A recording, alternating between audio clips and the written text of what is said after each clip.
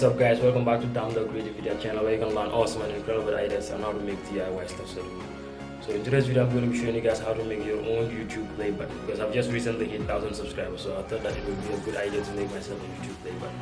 So without wasting any time, let's get it on.